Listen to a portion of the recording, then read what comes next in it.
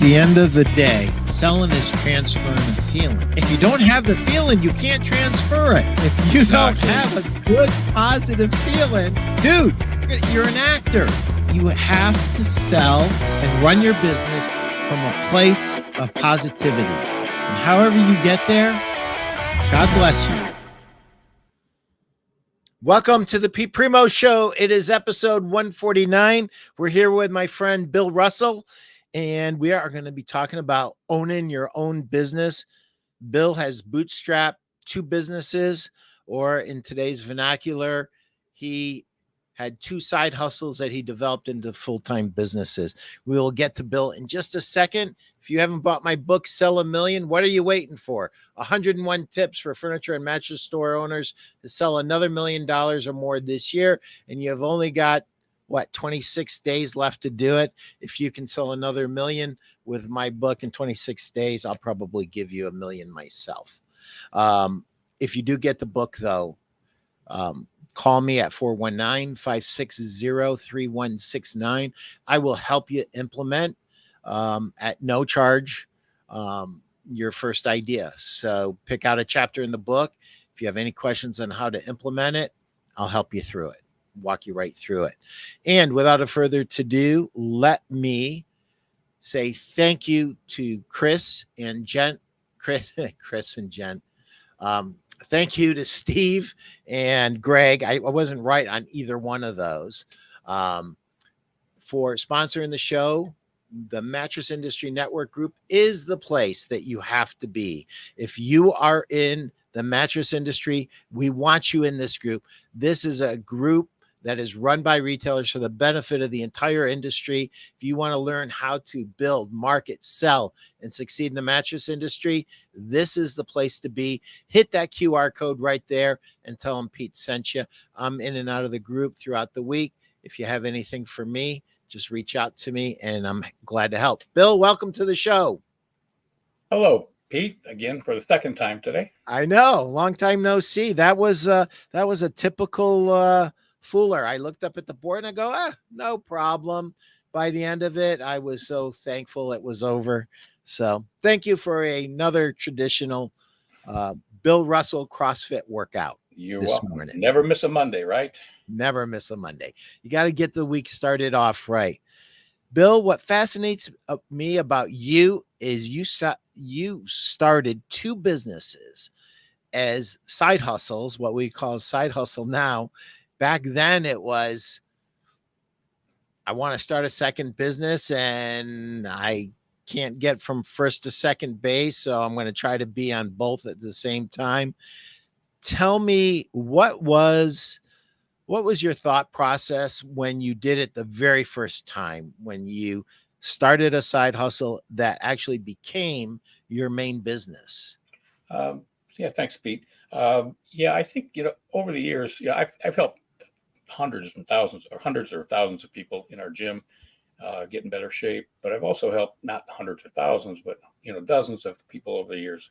Guys and ladies will call me and just kind of look for advice. They're in a job they're stuck in. They want to start their own business.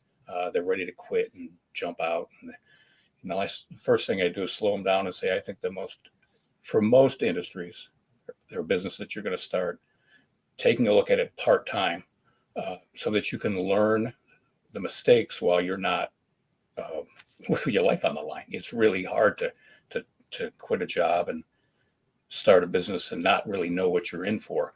So fortunately, what I'll talk about today, I'm not gonna give any presentation or any things that I think somebody should do. I'm just going to tell my story, and then your listeners can kind of take it from there. Because back in you and I are the same age, but sometimes listeners, when they hear certain ages or dates, they're like, well, that won't work now. So I'm just going to talk about how old I was at certain stages instead of dates, just so that, because everything stands the test of time. What I did 40 years ago still works today. It's just a little different speed.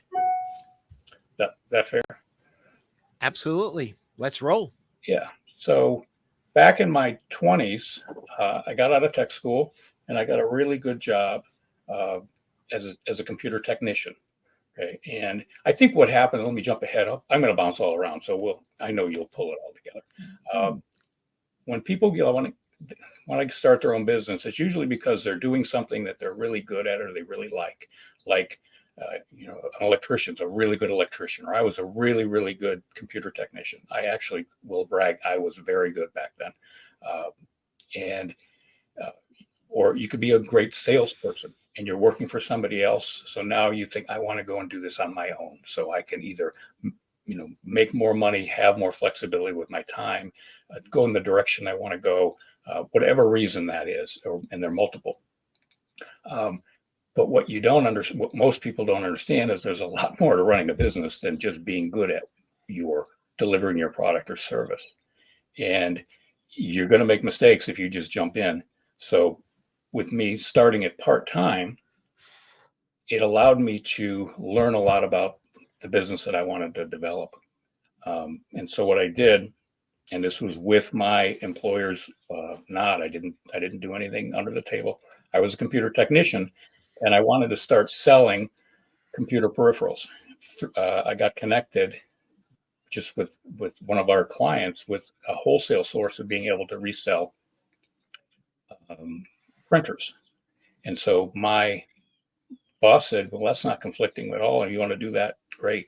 And so for the next couple of years, I was able to learn the ropes about how to deal with suppliers, how to finance things. And I had a wife and a little baby girl. And I was like, I can't just walk out of my job. So I was able to I think I ran that for 2.5 or 3 years before I finally went out on my own. So it just allowed me to learn the things that I needed to learn other than just being a good technician.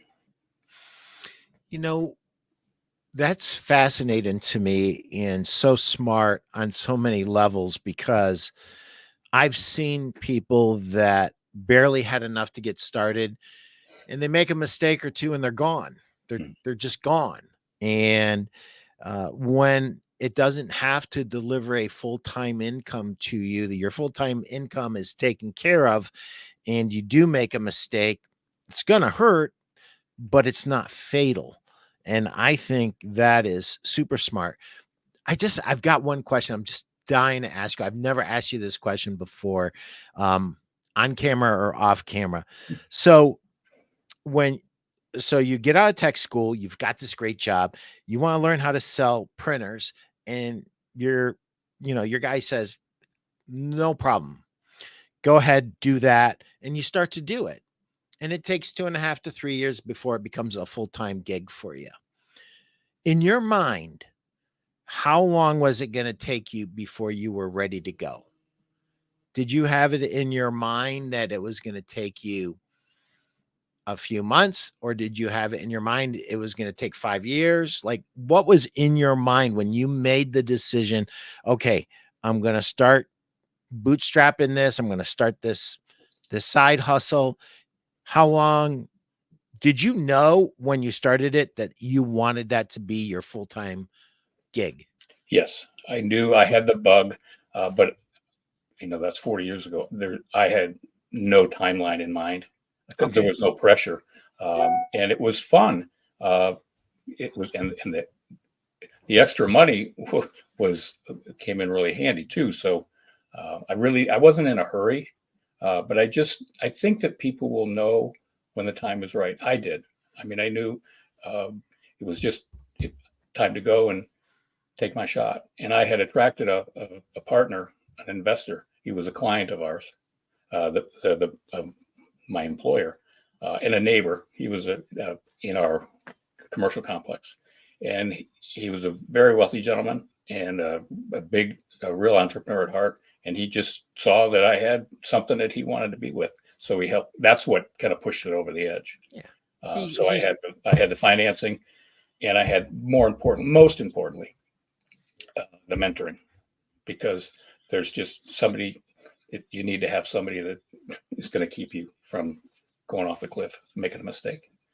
But what really helped, or what I learned both with my business Response Time and into CrossFit Cleveland, because that's how we started the gym 17 years ago, 16 and a half years ago.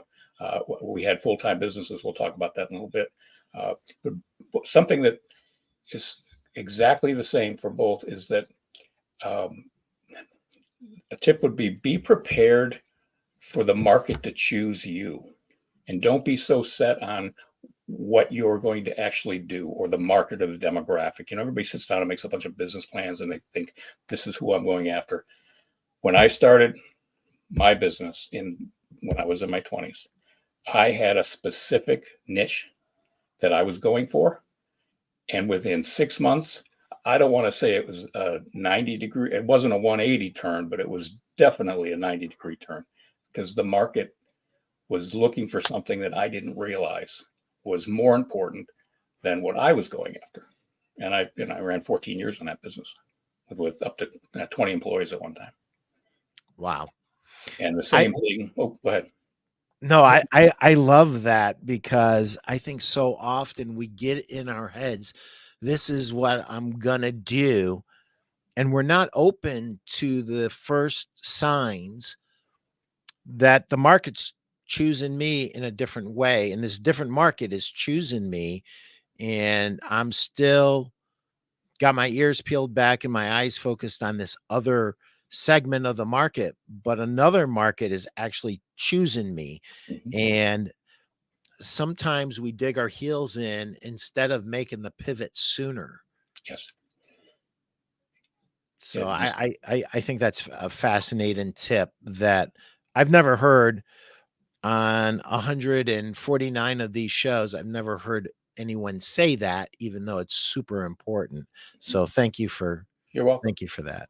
Yeah, when we opened CrossFit Cleveland, my wife Stacy and I, we opened it with another couple as a husband and wife. They were friends and martial art training partners of mine at the time. That's how we're together. And we had two specific targets to go after for fitness training to provide CrossFit to back in 2007. And the market that I picked wasn't interested, and the market that he picked wasn't doable. But a whole bunch of other people found us, and gladly it was like we pivoted quick.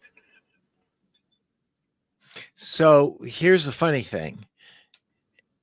I was riding my bicycle the very first time I saw you. Didn't know who you were. I saw a bunch of people at the pull-up bars in the metro parks swinging dumbbells. What I thought were dumbbells, but I found out later were kettlebells, and doing pull-ups and different things. And I saw this a handful of times, and then I'm driving by Madison Avenue. I don't know why, but I was, and I looked in, and it looked like I don't know, maybe something out of the military training. And I'm like, that looks interesting. And then I saw a big sign that said free class on Saturday. And I came for the free class on Saturday, I think 2 or 3 times before I joined.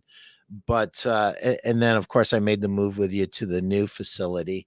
That's a story in and of itself, right there, where you took something that had probably never been a gym before and made it into a gym. And anybody that would see the before and after pictures could not believe the transformation. As a matter of fact, I found pictures on my Facebook timeline when I was researching this, of guys cutting down trees to make more room for parking.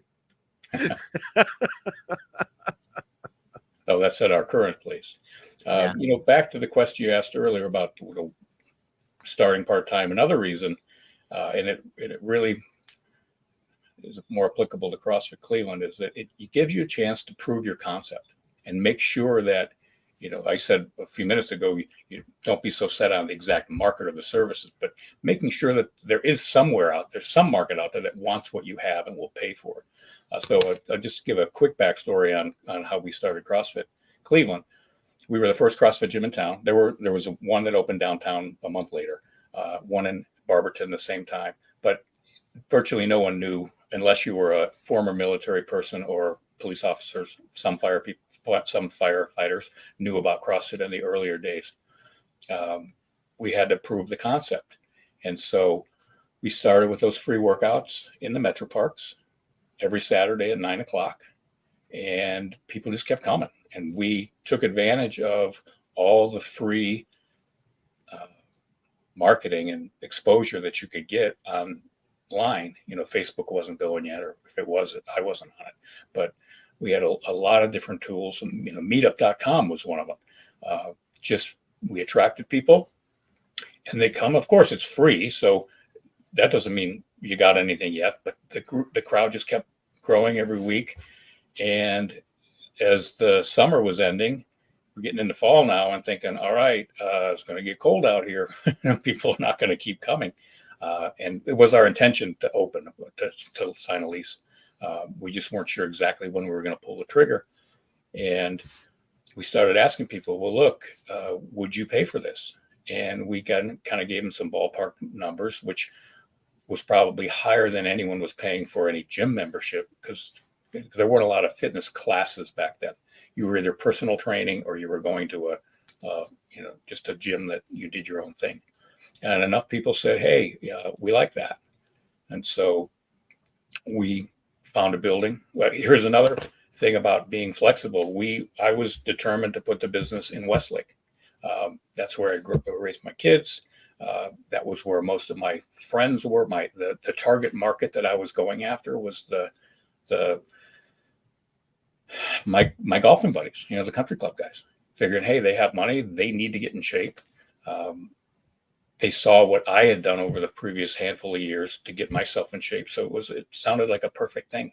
And Westlake was not it was very difficult to get zoning. I learned a lot there, that you just can't do whatever you want just because you're a business owner. We weren't going to be able to open the business there. Found a building in Lakewood. The Lakewood Building Department was super welcoming. And so we launched there. You started. We were able to prove the concept in that 3 or 4 months in the metro parks.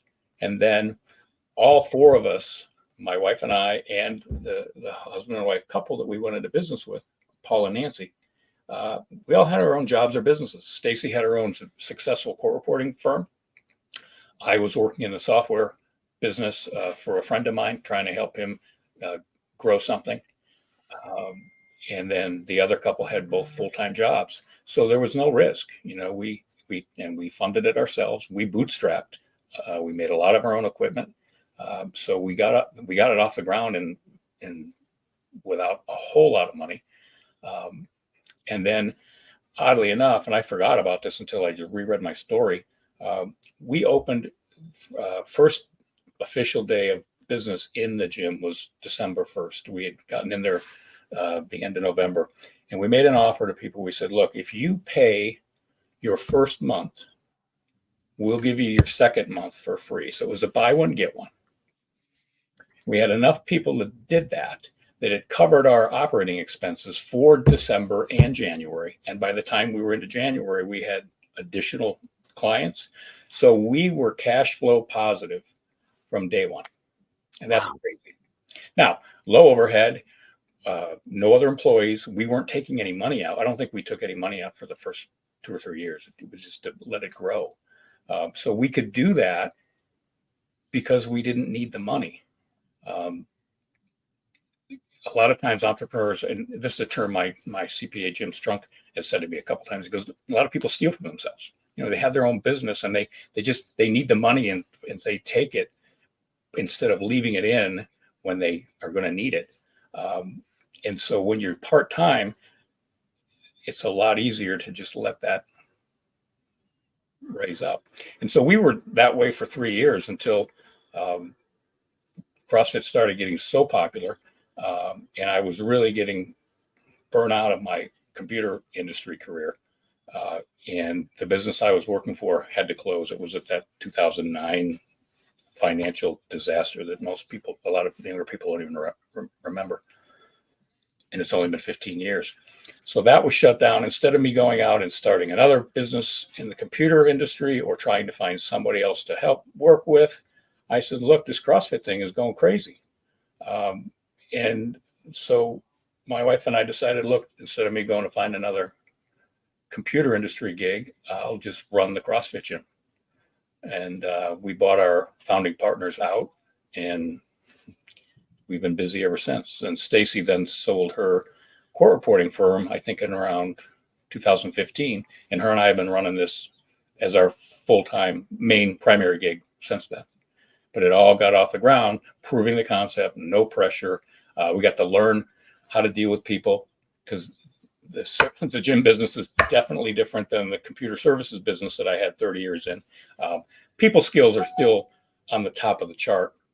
A lot of mistakes people make when they start a business, just because they're good. I talked about this a little bit ago. Just because you're really good at what you do doesn't mean you can make a business out of it, especially if you don't have the people skills necessary, because that is crucial. So it's people skills, and you got to make sure you get the results for your clients.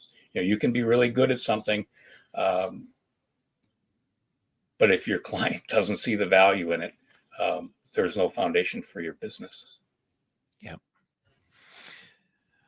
And the part-time route just helps you kind of figure that out and make those turns to find the right offering, the right pricing, the right market, the right demographic.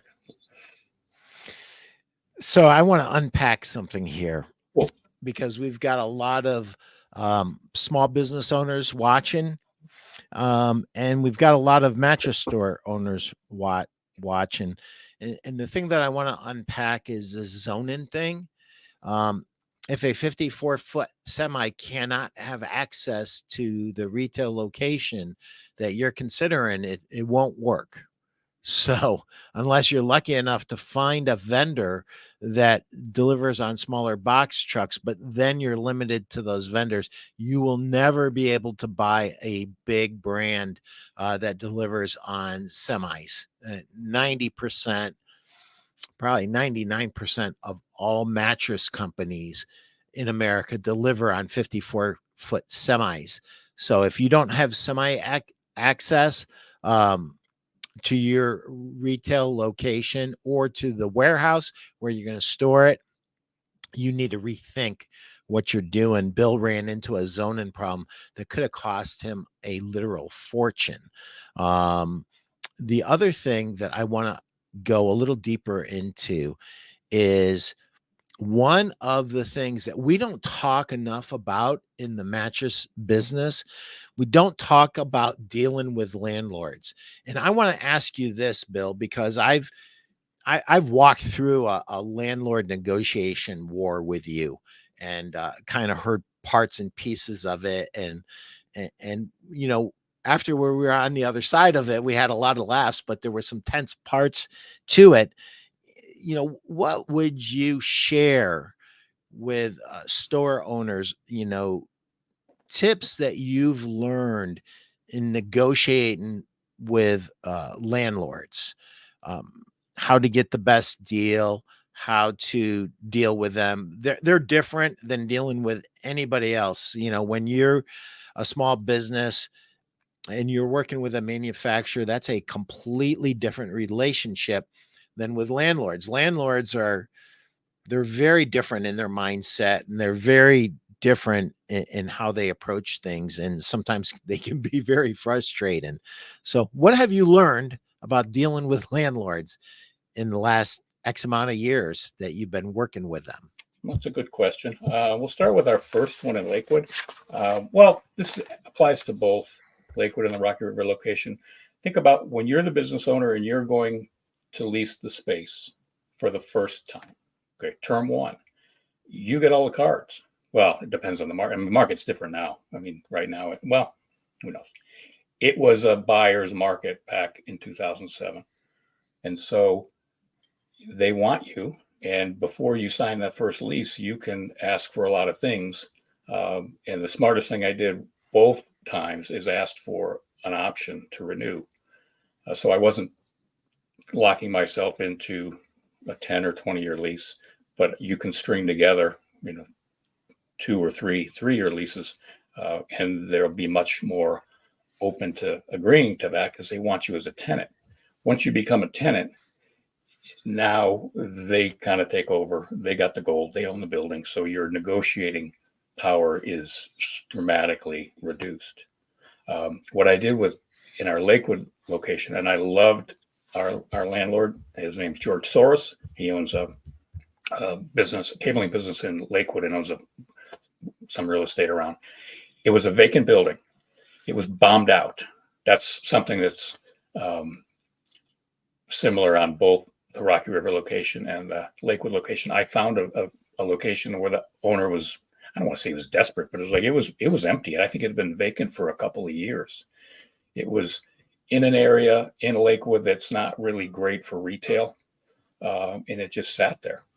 And I remember when Paul and I walked in, and I had the business background. I wasn't afraid of signing a long-term lease, and my business partner, at the time, that wasn't his thing. So we're walking in, and it was kind of my job to do the negotiating. He was cool with that. He was the much more experienced trainer. I had the business experience.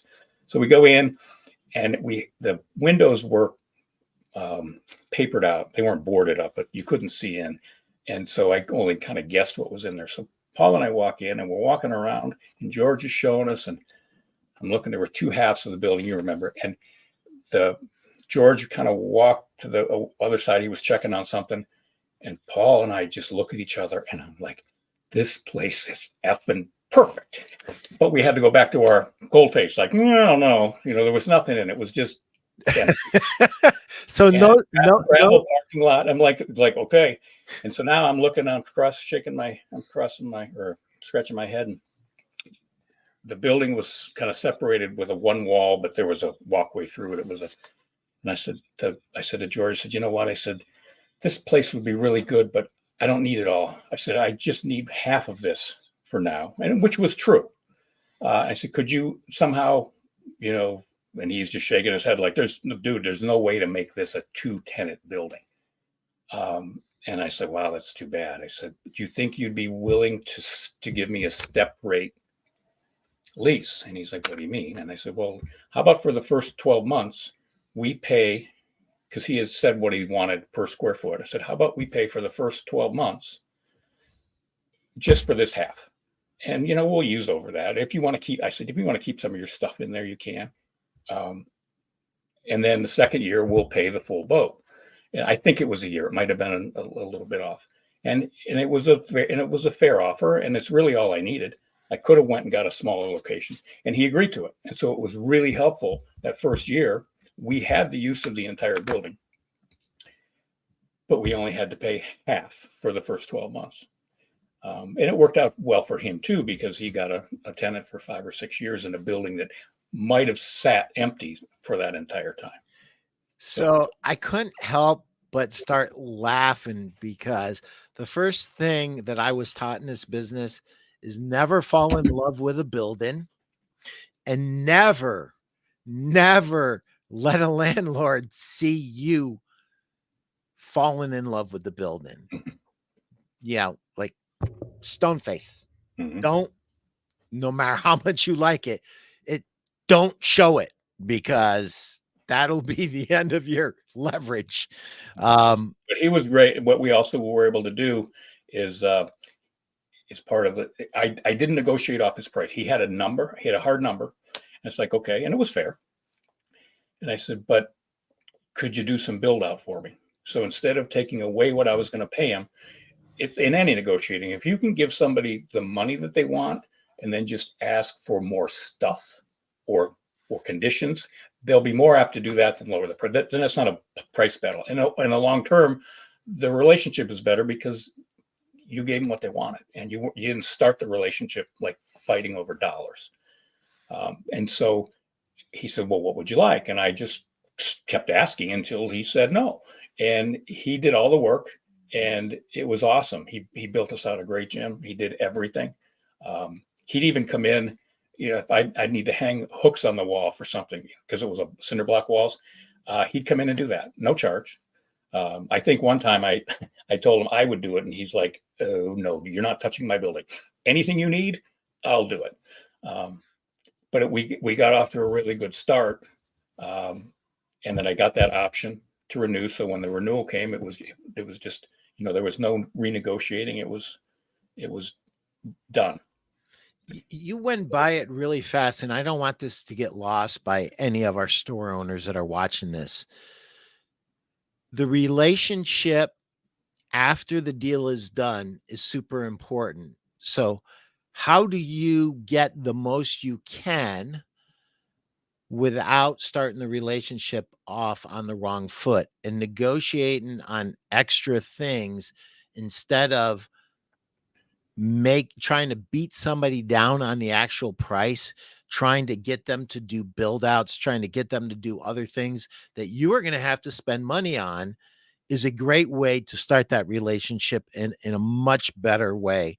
Um, this option to renew, this is super important. Um, Most landlords, store owners, if you're not taking notes, take notes on this. Every landlord will hit you for the longest lease they possibly can in their mind. So it's not uncommon for them to ask for a 10-year lease or even longer. And instead of agreeing to that, agree to a series of smaller leases that have options so that you don't get thrown out. If your business is going really great, you don't get thrown out. You have a structure and an option, and usually it goes up over time, and that's okay. If your business is doing better, your business is the most vulnerable on day one. That's where it should be the most vulnerable. And I'm assuming that you're knowledgeable about your business, you're well skilled at your business, you're good at it. Where you're vulnerable and where you need the most help is on day one. So never ever do this. Write this down. Never drive a luxury car so that your landlord can see it, or you will be paying a higher lease the next time going around. I had a sleep shop in Mansfield, Ohio. Steve showed me his new Porsche, and I said, "Don't you ever drive that here again." He goes, "Why?" I said, "Your landlord will raise your rates." Well, he didn't listen to me. He is 20 some years old. He was kicking butt. They tripled his rent, and he ended up going out of business. And not just because they tripled his rent, but because he was a showy guy and he spent every dollar he got his hands on, which is a whole nother lesson. And Bill touched on that. So don't drive fancy cars to work. Never fall in love with a building. Break it down to smaller leases that have an option to renew, as Bill said. And then one last thing from me, and then I'm going to let Bill talk again. If there's an anchor and the landlord is saying, "You're paying me X amount because of this anchor," once he or she says those magical words, that's where you put in your mind, "I'm putting in a protection clause for the anchor. If the anchor is lost, I get to get out of that lease." And you don't do it right that minute, but when you're at the end of it, you're going to kind of go through the whole deal with your landlord, and you're going to say, "This anchor is very important, and I want a clause in there so that if you lose the anchor and the anchor is no longer in this strip center or in this mall, I get to get out of my lease." That you told me that was important. Negotiating that anchor protection clause could be huge to you. Bill, I've been doing all the talking. Sorry, I got I've excited. been talking plenty. You're just fine, Pete. Um, Going back to making the decision to get into business, make sure you have the right skills. Because again, a lot of people are really good at what they're doing, but they're not necessarily good at managing other people or even serving clients. And just because you're the best, let's say in the gym world, the trainer, let's say I was the best trainer in town, and I am not. I'm not the best. There's some really good trainers in town. If I was the best, doesn't mean I'm the best business person. Doesn't mean I'm going to have the best facility, because what you have to have in our business, and you have to have in pretty much every business, you got to love your clients. Greg Glassman, founder of CrossFit, told all of us face to face through videos in all of his writing, you know, you got to love the hell out of your clients. He doesn't care. He didn't. You could always improve your coaching skills. You can go and learn a little bit more. But if you don't love your clients, I don't care how smart, what kind of exercise phys master's degree you have. If you don't love your clients, it doesn't mean crap. It's a people business, especially in ours because it's group fitness. I might be able to own a Gold's Gym or whatever it's called now in Westlake, and you could own that and never see a client, and you'd be fine. But most businesses that entrepreneurs like Pete, like you and I run, we're dealing with people every day, and they know if you don't. I mean, you can't love everyone. You're going to have your clients that kind of bug you, but in general, you have to love what you're doing, and you got to get results for them. And so, just because you're the best doesn't mean you're the best person to run that business. You probably see that all the time, don't you, Pete? I mean, or somebody can be a great salesperson. They can be really good with their presentations and just almost like in a robotic mode where they just go through, but they then go out on their own and they realize there's a whole lot more than just closing somebody on a mattress. Yeah, I think you've been kind of poking at this the entire time. The skill set that you have that made you maybe the best salesperson at your mattress store, the best salesperson at your furniture store, are not the same skills that you're going to need as an owner. You're going to need to learn how to market your business. You're going to need to learn, if you haven't already, how to manage people. And that can be complicated. Especially the piece of it where you go from a selfish, productive producer only worried about him or herself to being responsible for a team of people and their well-being and putting their needs in front of your needs. That is a very tough lesson for salespeople to learn.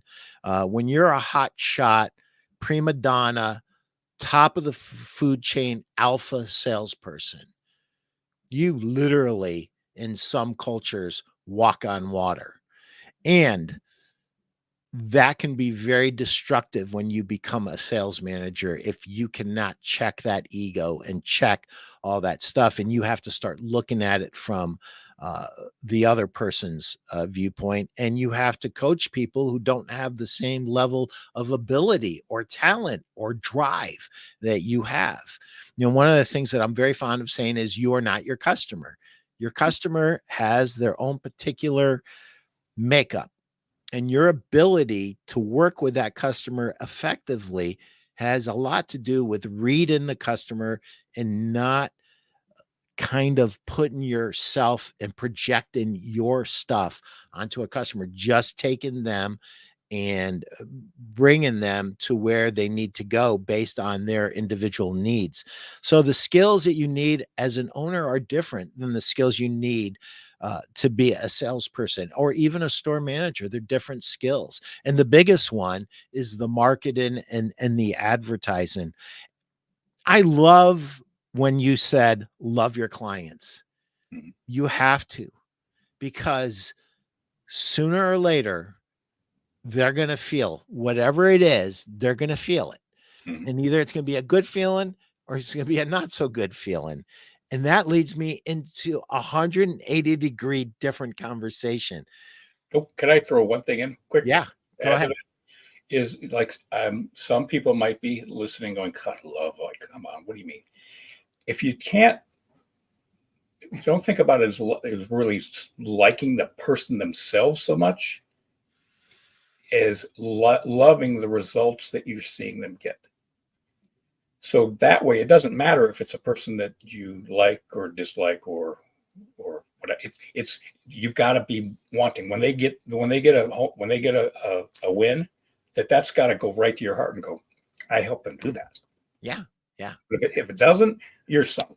Yeah. Or figure out a business that you don't have to love your client, which I probably wouldn't want to be in because it wouldn't be any fun. So anyway, go. Here's your 180 degree on me. So And you, here's the 180 degree. You try and you try and you try. It's just not a fit. It's, and sometimes we as business owners come to a painful decision that we have to let a customer go. Mhm. And usually what we find out after we have gone through all the mechanizations of that and gone through all of that, we find out that we should have done it a long time ago.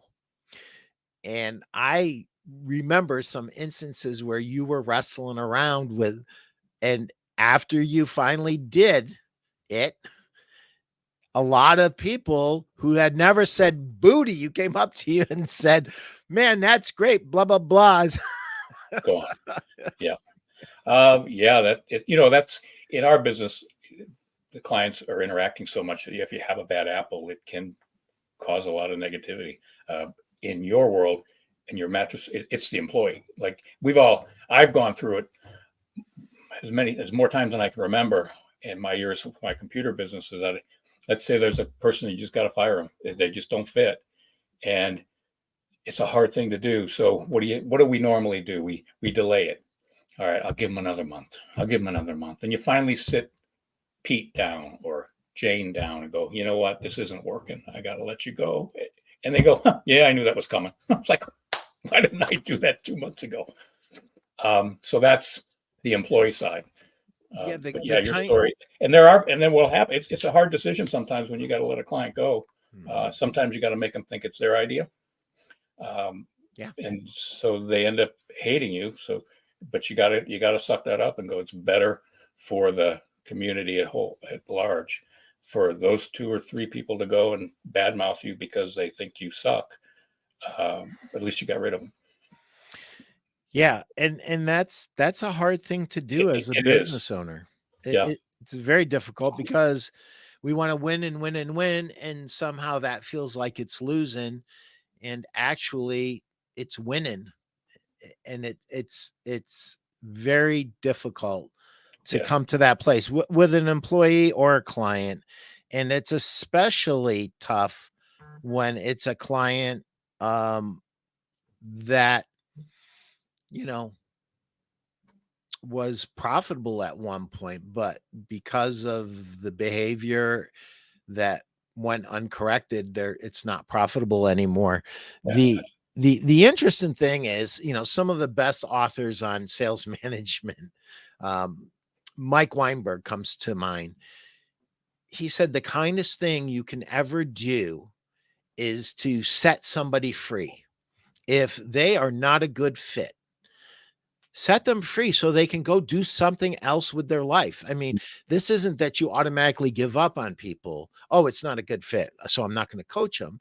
No, this is after coaching. This is after correction. This is after, if it's still not a fit, you've got to let them go. And I have to say this, Bill, it is an art form to get either an employee or a client to quit instead of having to fire them. And it's one that we should uh, endeavor to develop because it is the safest way to go, especially in this world that we find ourselves. So, if you could go back in time and change, just magically um, change the start of either one of your businesses, what would you change? The actual start or at any point in the developing of it. I think, well, what comes to mind first, and then if this isn't a good answer for you, then you can ask me again. Years ago, I wish I would have learned, even though I love my clients, I was easily irritated by people who just did something that I didn't like. It was just, I was easily irritated. And, if you remember back 5, 6, 7 years ago, I had some major joint replacement surgeries. I had years of martial arts that just beat up my body. It wasn't CrossFit. It was before that. And I was in just a ton of pain for years. And I just, we're all tough guys and we just kind of suck it up. But what I learned after my surgeries and now being pain-free and feeling awesome is that when you're in pain all the time, it's real easy to be a prick. Or you can be nice and have this switch, like you can get thrown in and kind of just be irritable or irritated when you don't need to be. So I probably scared off as many clients as I fired doing that. And so, but we learn, we're not, nobody is the same person they were 5 years ago. So you just hope you're better. And so that's all I've always done through my life, business-wise, personal-wise, just trying to just be better a little bit at a time. And sometimes you take steps back. But I find now, and I don't know if you notice it, but it's very, very difficult to get me irritated. There are a few things. I got buttons, trust me, but not as many buttons as I used to have. That's funny because the reason I'm laughing is it's true with me. If I could write a letter to my 20-year-old self, I would say, Pete, just relax, smell the roses, keep working hard, but you're going to have a magical life, dude. And most of the things that you're worried about, they're never going to happen. Mm-hmm. And just relax. And that has probably been my greatest challenge. Who's that guy? My greatest challenge is trying to relax. Sometimes people only see me one way because of the role that I play in their life, and they think, "Oh, this guy's the easiest going guy in the world." No, I'm a type A super hypertard, and everything else is just dressing it up. I mean, I'm a holy mess and always have been, and try to do my best to cover it up. But I did want to say hi to Jerry in Florida, hi to Tim McDonald, hi to Kyle and Guy in South Africa. Thank you. Naples, Florida. I know Jerry is my helper. He actually runs my calls on Friday called Winning the Weekend with Pete and Friends. And we do a Zoom call every Friday at 1, and it's like a mini mastermind. So guys, thank you for being here. You guys got any questions for Bill? If not, I'm going to keep peppering him with questions because I've got some more. So you used Meetup at the beginning. Is that still a media that you use, or do you not use that anymore? Well, I still have my account. It's 17 years old. And we have probably 600 or 650 members of that meetup group. I still pay the fee just because I don't want to turn it off. It's one of those kind of like gym memberships that it's not a lot of money, so you just don't want to cancel it. So I keep paying for meetup, but we don't really utilize it. Every once in a while, we'll get somebody coming in off it. But it was instrumental in the beginning to finding new people. So that and email, and then we captured everybody that came. They had to sign a waiver. We got their cell phone number, which we didn't use then for texting, but I do now, and an email. And we sent them a message every week. I had a weekly newsletter, so we were able to do that nurture thing way back before people even talked about nurturing your leads via email, and not many. And it just kept people in touch. And I still have people on that email list back from 07, 08, 09. Wow.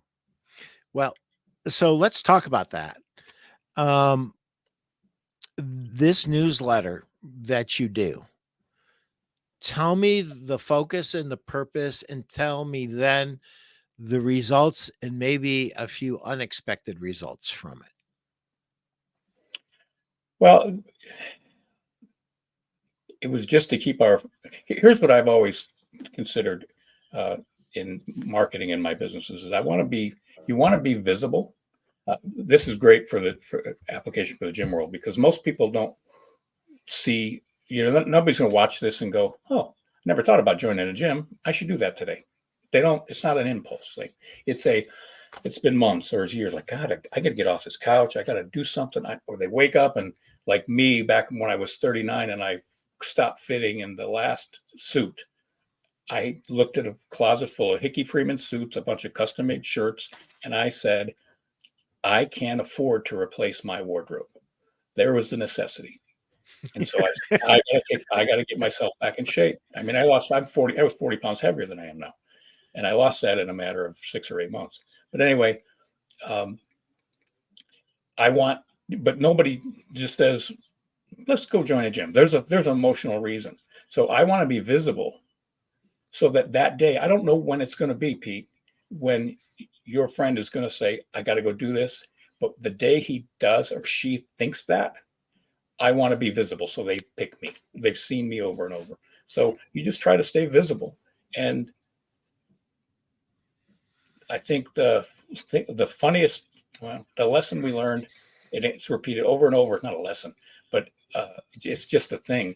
It's how many people have seen us, read our emails for years, and we call them lurkers, and they finally like, I'm coming. You know what? I've been reading your stuff for 5 years. I need to come.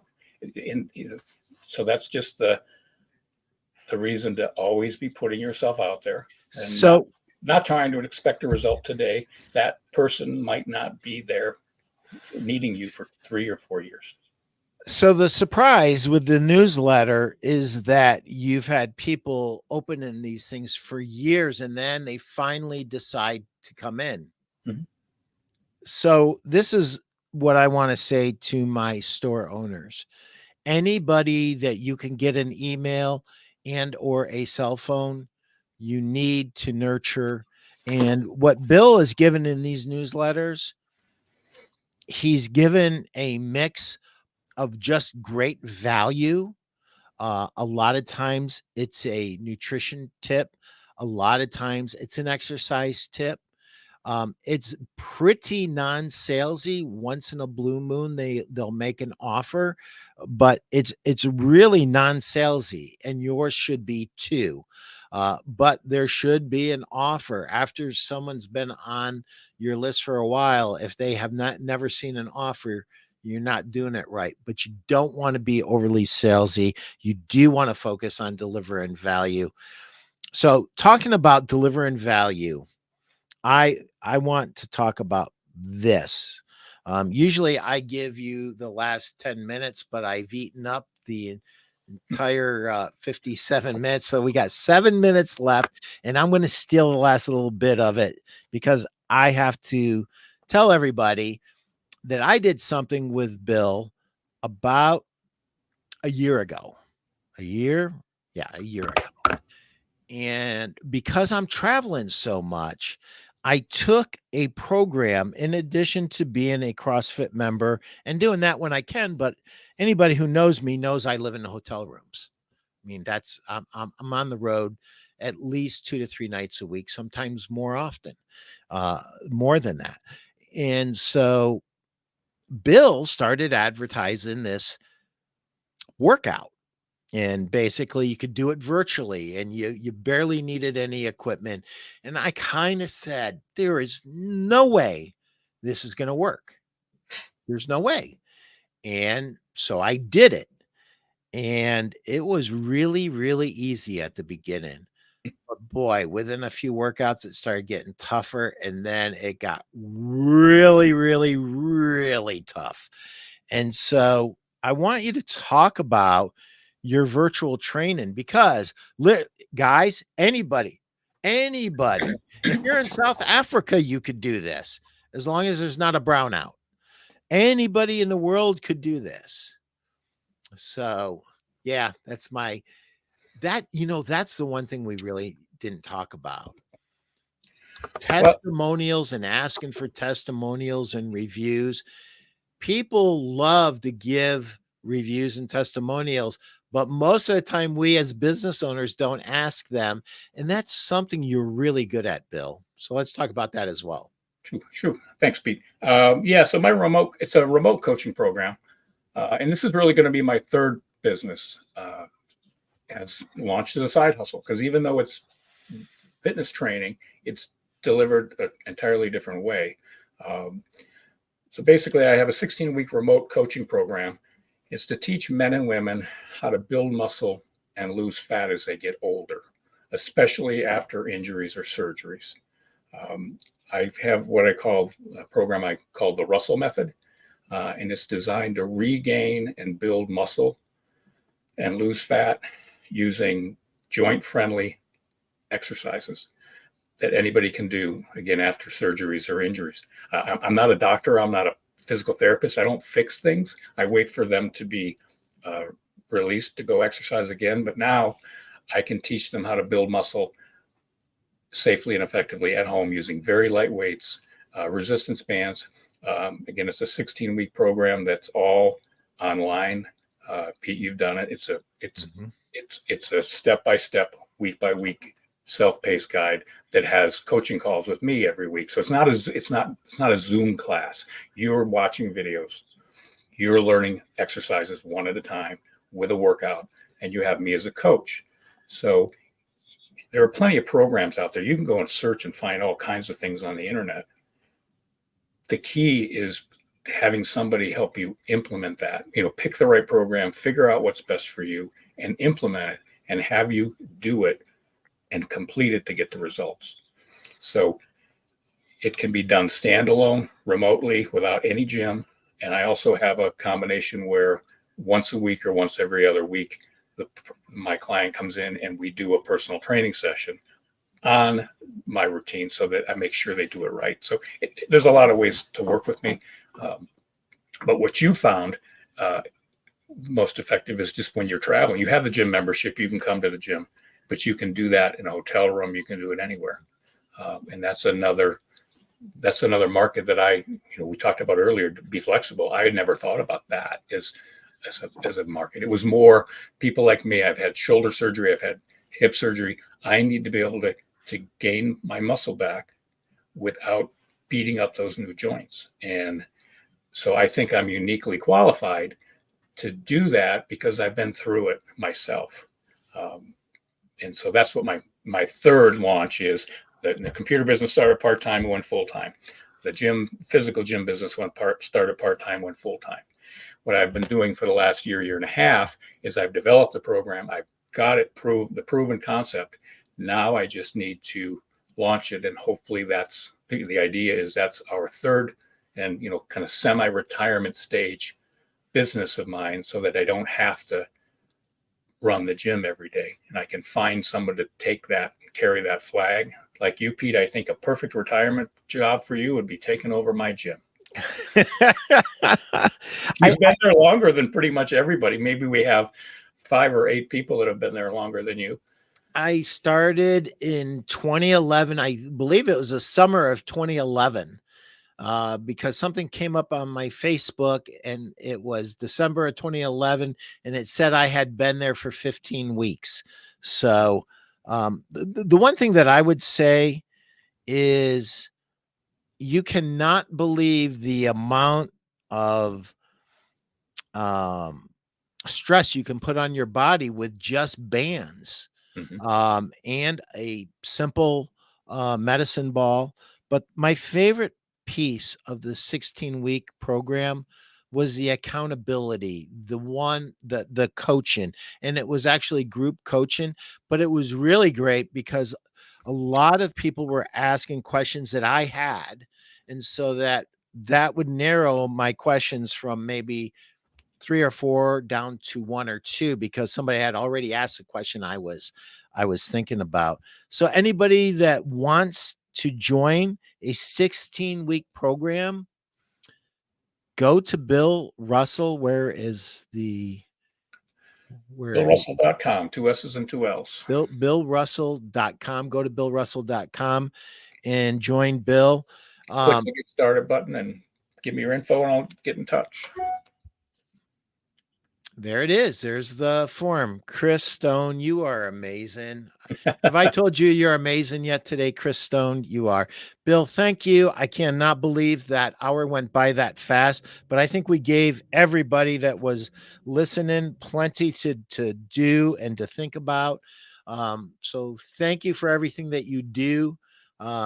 You are appreciated, and you are a shining example of how to bootstrap a business, to use an old term in a Yeah. new world, and to use creativity and grit to really get what you want in this life.